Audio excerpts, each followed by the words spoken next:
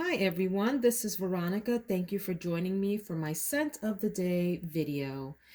I'm in Central Virginia. It's in the mid 60s today, and I am wanting warmer weather. I'm craving the 80s and 90s to come back. We had a nice warm streak there for a while, and then that went away, and we're back into these real, they are nice days, and the 60s is nice temperature, right? But I'm craving those warmer days. And so I'm a little bit scent confused today, a little bit ambiguous, don't have a fragrance personality for the day.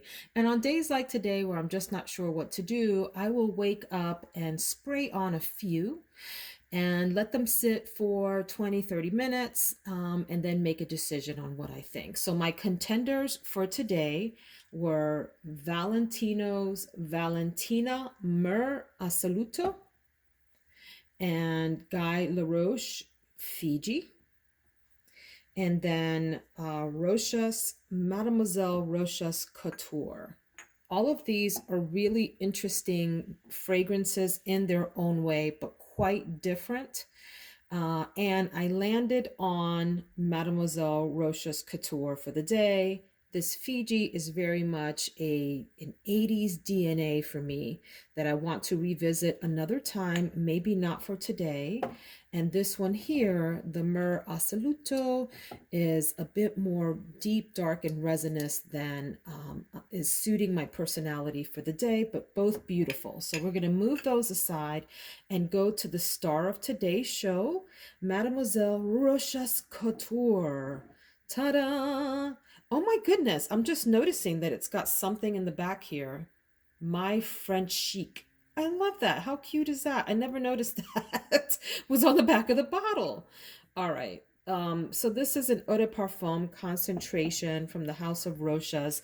There is an original Mademoiselle Rochas, and I think there's also one other. So this is a flanker called Couture, and I think there's another flanker too that I haven't picked up, but I'm really interested in. This house has surprised me, Rochas. I have Tocade from Rochas too. Let me grab that bottle because it is one of the most unique bottles in my collection and worth seeing the light of day today if I don't knock over all my other bottles trying to get to it. So look at this thing. It doesn't need, does it fit in the camera? This is a giraffe of a bottle over here. If you are not familiar with this house like I was when I first started, I would highly recommend trying some out from this house. Really interesting creations, different. This is a grown and sexy fragrance, y'all. Just beautiful. And I do have a review of this in my scent of the day videos in my video collection on YouTube. So you may want to go check that out. It was a number of months ago that I wore this, but really neat. In fact, I'll try to find it and link it down below.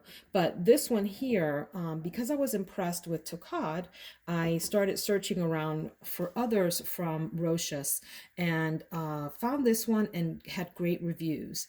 The bottle, I think, is cutesy. Maybe not my favorite design. I much prefer something weird like this or something novel like that. Or even something more classic like that kind of clean look.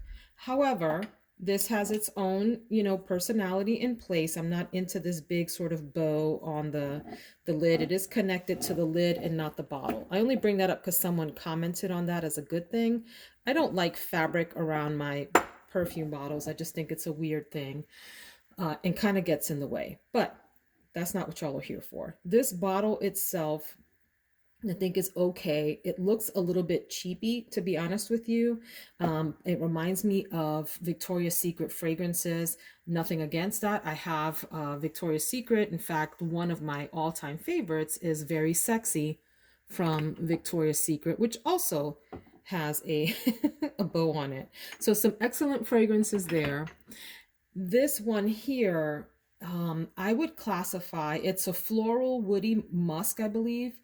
And I would classify this as an alluring, warm fragrance without being overly heavy. So it doesn't sort of knock you over the head with its weight. but it's not a skinny fragrance either, if you get my drift. It's not light and airy. It's got some depth and substance to it, and will make its presence known without projecting out too far into the room. I haven't tested it for a whole day, but based on the Fragrantica reviews, this does appear to be, folks agree that it has good longevity throughout the day.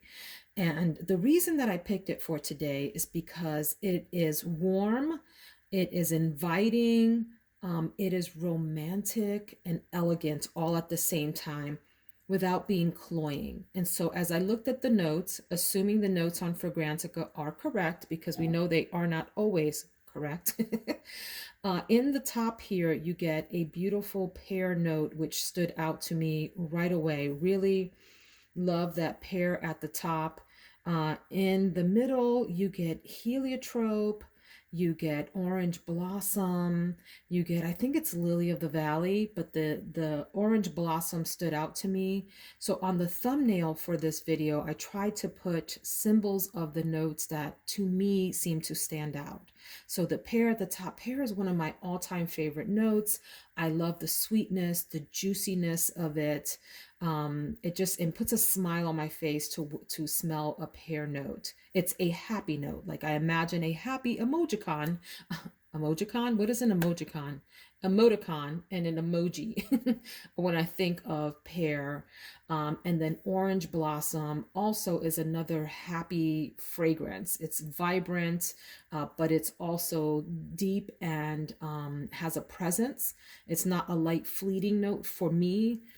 I love it. And then in the base, you get this really warm combination of tonka bean, which adds like this, for me, this vanilla-ish creaminess to this fragrance.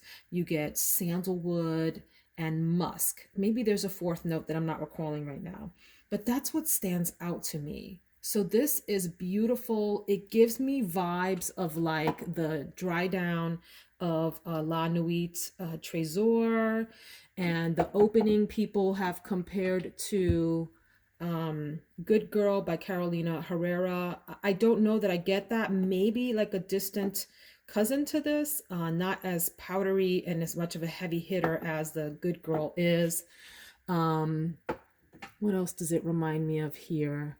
I do get a little bit of like the Only One Intense and La Interdite Intense in here. Sort of a combination of a lot of warm, inviting, romantic fragrances. I like the word romantic for this because it's not obnoxious in a like overtly sexy way. It's more like a demure beauty that it has, yet it's also warm and round and has its own presence and depth. I hope that that makes sense. I'm working on how I'm describing fragrances. Of course, I think of 10 other ways to describe it after I finish the video, but that's what I have for you today.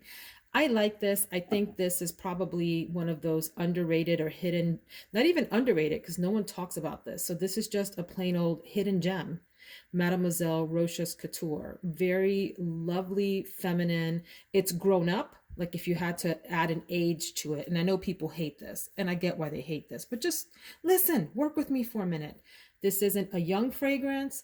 This also isn't the heavily mature fragrance as well. It's sort of in the middle, like a woman in the middle of her adulthood, in the prime of her adulthood, if you will.